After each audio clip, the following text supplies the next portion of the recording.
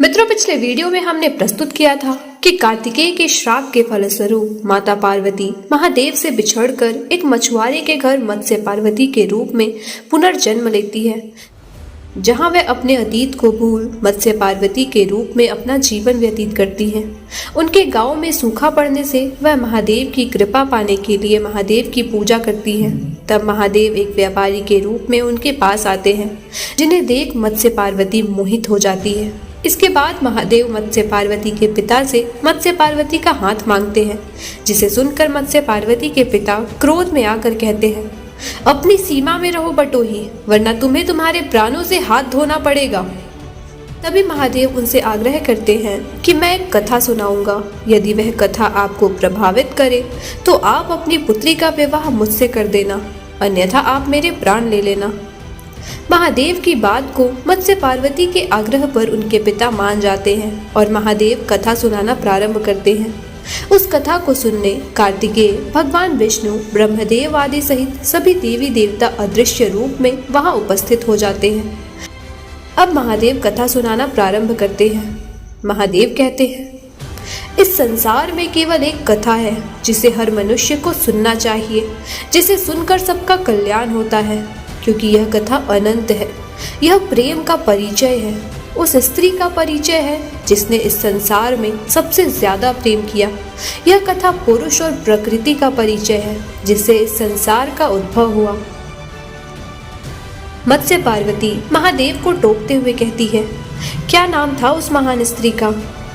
महादेव कहते हैं, एक नहीं अनेक नाम है उनके, जिनका वर्णन कर पाना किसी भी आम मनुष्य के लिए कठिन है, परंतु यह संसार उन्हें 9 रूपों में जानता है।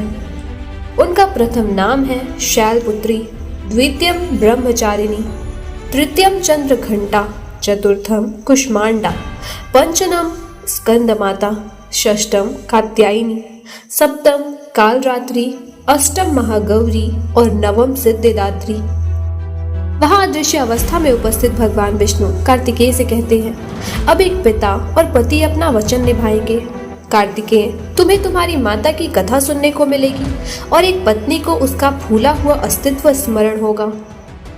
इधर महादेव कहते हैं, ये 9 कहानी है केवल एक ही कन्या की, किंतु भिन्न है। भिन्न होते हुए भी एक दूसरे से जुड़ी हुई है, क्योंकि एक कहानी का अंत होता है तो दूसरी कहानी का आरंभ होता है, और ये कहानी है पार्वती की, हिमावन और नैनावती की पुत्री शैलपुत्री की। शैलपुत्री नवदुर्गा का पहला रूप, जिसने जन्म लिया मनुष्य के रूप में, किंतु थी वह एक देवी। मत्स्य पार्वती कहती है, जब वह देवी थी तो मनुष्य रूप में क्यों जन्म लिया उन्होंने? क्या आवश्यकता थी इसकी? महादेव कहते हैं, जैसे जैसे कथा आगे बढ़ेगी आपको सब कुछ समझ में आ जाएगा देवी। फिर वे कहते हैं, शैलपुत्री के रूप में जन्म लेने से पूर्व देवी ने यह सुनिश्चित किया कि वह पर्वतराज हिमावन और उनकी धर्मपत्नी नैनावती के घर जन्म लेगी। जन्म से पूर्व महाकाली ने उन्हें साक्षात दर्शन दिए। महाकाली ने कहा, मैं शीघ्र ही तुम्हारे घर पुत्री के रूप में जन्म लेने वाली हूँ। मेरे इस जन्म का एक लक्ष्य है, आप दोनों को वचन देना होगा कि मेरे इस लक्ष्य को पाने के मार्ग में आप दोनों कभी बाधा नहीं बनेंगे। उनकी बात मान हिमावन और नैनावती उन्हें वचन दे देते हैं, और इसके बाद एक देवी माता महाकाली मनुष्य के रूप में जन्म लेती है, पर्वतराज की पुत्री शैलपुत्री के रूप में। और इस प्रकार शैलपुत्री के रूप में पार्वती के अस्तित्व जागरण का पहला चक्र प्रारंभ हुआ। शैलपुत्री की यह कथा सीख देती है कि प्रत्येक कन्या में एक देवी है।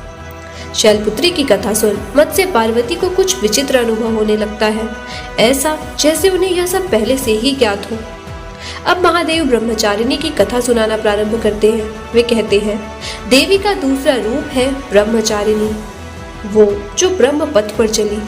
ब्रह्म का दूसरा अर्थ है तप, और तप मांगता है त्याग, संपूर्ण श्रद्धा और समर्पण।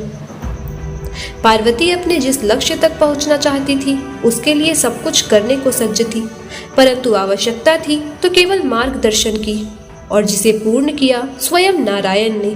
और फिर वर्षों की साधना से उनकी कामना पूर्ण हुई, और अपने अटूट समर्पण से, त्याग से उसने खुद को महादेव को समर्पित कर दिया और स्वयं महादेव के जीवन का दर्पण बन गई। ब्रह्मचारिणी का यह रूप हमें सीख देता है कि यदि मनुष्य अपने लक्ष्य को पाने के लिए बिना रुके पूरी निष्ठा से चलते रहे तो वह स्वयं भगवान को भी पा सकता है। तो यह कथा मत्स्य पार्वती के शरीर का मूलाधार चक्र जागरूक कर देती है और यह कथा उन्हें और भी विचलित कर देती है, किंतु अभी भी उनकी खोई हुई स्मृति पूर्णतः वापस नहीं आई थी। मित्रों, आज के लिए बस इतना ही। वीडियो अधिक लंबा ना हो इसलिए इसके अगले भाग को लेकर हम आपसे मिलेंगे अगले वीडियो में। तब तक के लिए अपना ख्याल रखें। जय महाकाली। धन्यवाद।